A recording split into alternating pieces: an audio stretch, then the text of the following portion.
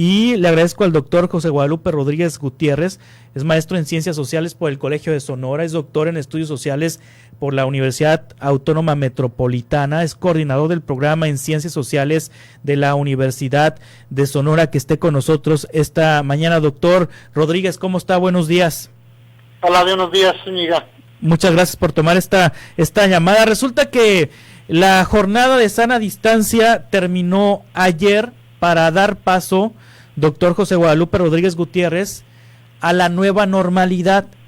Y la nueva normalidad significa seguir quedándose en casa.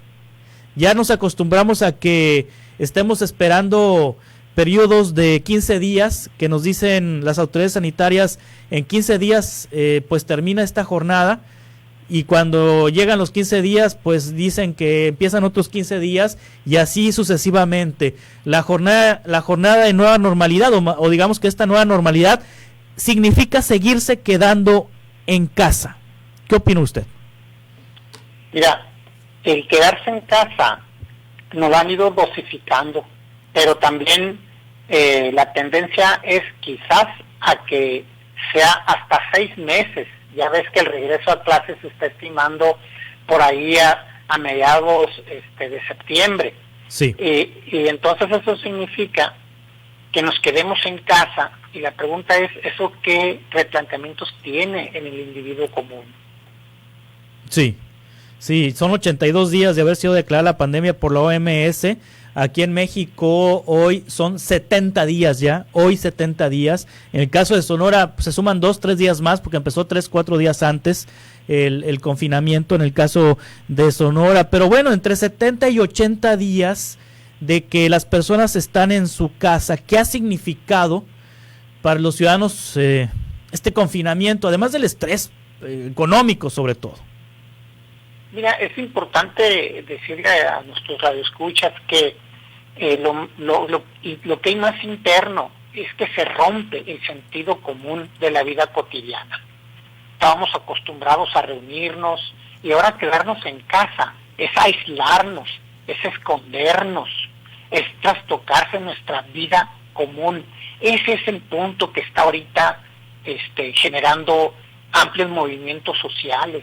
Sí. Es lo que está llevando a los individuos a las calles, a romper con este encierro, que al principio, quiero dejar claro, al principio era un esconderse de manera voluntaria, pero hoy es un encierro que deja de ser voluntario. Ya nos están confinando, y si nos quieren dejar salir, nos ponen reglas: cúbrete la boca, lávate las manos, mantén la distancia. Entonces ya no es un encierro voluntario, ahora es una transgresión de que nos quedemos en casa bajo ciertas condiciones, incluso podríamos ser multados. Sí, de hecho el secretario de Salud, doctor José Guadalupe Rodríguez Gutiérrez, Enrique Clausen, anoche decía que si en este sistema de indicadores de la tabla de riesgos COVID-19 algún municipio de Sonora sale con alto riesgo a partir de la ocupación hospitalaria, de la incidencia de contagios, de la tasa de letalidad, de la movilidad de personas, pues aplicarán, dice él, medidas más fuertes para restringir toda movilidad. Al principio, marzo, abril, los ayuntamientos estaban multando, después le bajaron 10 rayitas y todo el mundo otra vez a la calle o se amplió la movilidad. Pero bueno, viene este nuevo dato de la Secretaría de Salud de que se pretende restringir toda movilidad, y es justamente lo que usted dice. Sí, el encierro que estamos viviendo, atrás de este encierro se invisibiliza un hecho que es importante. ¿Cuál? La incapacidad del Estado y sus instituciones para hacer frente al significado de la pandemia. En otras palabras, las instituciones de salud, las instituciones públicas, el Estado mismo ha sido incapaz de atender las necesidades de salud social. Y esto, atrás de esto, de manera invisible está que el sistema, la desigualdad social, la desigualdad económica, la desigualdad del acceso a la salud, todos los pobres, los invisibles, los marginados, son los que hoy están, tienen un malestar social. Todo lo que estamos observando, los movimientos en Brasil, en Estados Unidos, en Italia, en España. Es un malestar en contra de que el Estado fue incapaz de hacer frente a las necesidades de salud, y por eso le llaman una nueva normalidad. Aquí habría que preguntarse qué está atrás de esta aparente nueva normalidad, qué va a significar esta nueva normalidad para la ciudadanía. Sí, se puede esperar en el futuro estados benefactores, es decir, que los ciudadanos empujen que sus países tengan estados benefactores, porque en países ricos, en países muy ricos, en países pobres, en países del tercer mundo, en todos los países los sistemas de salud quedaron rebasados. Se entiende que en los países pobres y en los países del tercer mundo, pues los sistemas de salud queden rebasados, pero no se entiende que en países de primer mundo los sistemas de salud estén rebasados. ¿Podemos esperar en el futuro pues estados de bienestar? No como los conocemos. No, el problema que tenemos es que queremos recuperar el pasado y traerlo al presente, como si pudiera repetirse. No, existen otras condiciones, otras coyunturas que habría que comprenderlos. Por ejemplo, aparentemente el movimiento en Estados Unidos por la muerte de Floyd parecería ser un asunto, lo es de fondo, un asunto de racismo, pero también es un asunto de hartazgo, de que el pacto social del Estado, de un Estado que aseguraba el acceso a la salud, es insuficiente. Estamos quizás frente a una nueva revolución silenciosa desde abajo. Algunos quisiéramos ver una revolución como la vimos o la considerábamos que iba a ocurrir, una revolución de grandes masas. No, creo que estamos frente a una revolución silenciosa y las redes sociales son fundamentales para ello.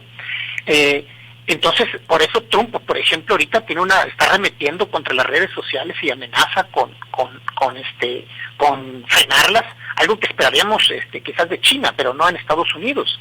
El movimientos que vemos en Brasil, te repito, en España, en Italia, es más allá de un nuevo estado de bienestar, es un nuevo pacto social, y ese nuevo pacto social definitivamente va a tener otras características, otras condiciones distintas a las que podríamos recuperar del pasado. Sí, hay una resistencia de muchas personas a creer sobre el COVID-19, doctor. ¿Cómo lo explica usted? Porque pues es común yo leer en redes sociales, a través del WhatsApp de la radio y también en conversaciones cotidianas, de que hay personas que no creen. Sí, mira, está lleno las redes sociales de teorías de la conspiración. Sí. Hay muchas teorías. También es cierto que hay estadísticas, por ejemplo, hay más número de muertes por diabetes. Hay 3.5 millones de muertes por diabetes, mucho más que, por ejemplo, por el COVID. Es cierto que también hay mayor número de muertes por influenza, 650,000 en promedio el año pasado, y mientras que van 376,000 muertes por COVID-19. Es cierto que la ciudadanía escucha que la mortalidad es de menor del 6%, mientras que hay otras enfermedades superiores. Todo esto genera una desinformación. Aquí hay que dejar claro un asunto, que la tasa de ¿cómo decirlo?, de propagación es muy alta. Segundo, desafortunadamente no hay una cura, digamos, una medicina, una inyección, una cura, no sé cómo llamarlo, que esté probada. Ese es el punto. El punto de una pandemia, leía hace rato en la mañana, la Organización Mundial de la Salud se hacía estas preguntas hace exactamente un año: ¿qué hacer frente a una pandemia? Y la pandemia genera un caos. Ese es un punto que hay que entenderlo. Estamos en una situación aparentemente de un caos social por falta de unas respuestas pertinentes. Sí. Yo le diría a la ciudadanía que lo tomemos con calma. Es cierto que el encierro está significando el agotamiento de la paciencia. Es cierto que el encierro está significando la pérdida de millones de empleos. Sin embargo, también estas condiciones exigen reinventarnos. Sí. Y bueno, no solo es quedarnos cruzados de brazos, pero también hay que empezar a reinventar nuestras propias pues condiciones en las que encontramos. Y una de ellas es meditar sobre esta pregunta que nos hacíamos: cómo y hacia dónde se está redireccionando búsqueda de un nuevo pacto social, más allá de lo político.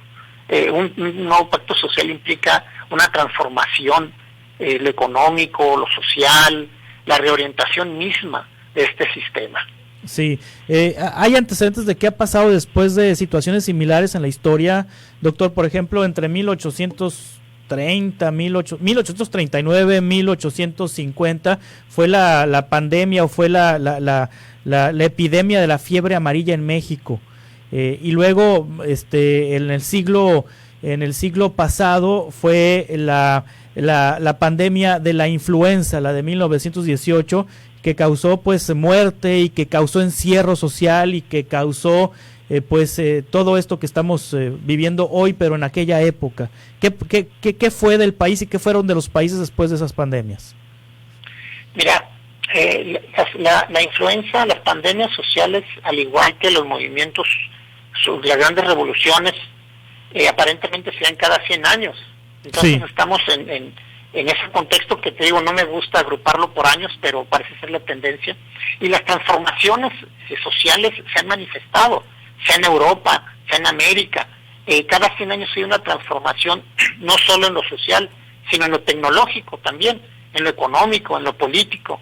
Entonces, ese cambio estructural que algunos nos preguntamos por ahí en el año 2000, con el inicio de un nuevo siglo, quizás estamos en este contexto, en esta coyuntura de que hay un cambio global, un cambio estructural, más allá de pensarlo en sistemas de capitalismo u otra etapa. No, creo yo que estamos en el contexto de replantearnos un nuevo pacto social donde la igualdad, el acceso al bienestar esté garantizado.